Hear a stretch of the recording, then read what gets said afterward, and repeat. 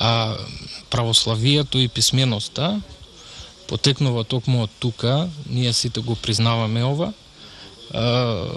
Ние секогаш сме благодарни, никогаш не сме заборавиле и во текот на историјата Русија тоа го покажала, дека никогаш не заборавила од каде е презела писменоста, наша заедничка словенска писменост и од каде ни дојде православието. И тоа е свето место за секој православен човек и за руски човек.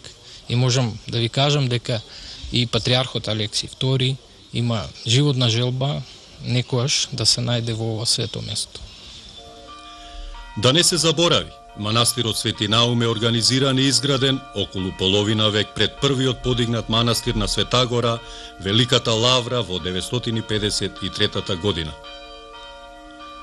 Со еден збор, кој каков бил Свети Наум се потврдило во изминативе 11 столетија.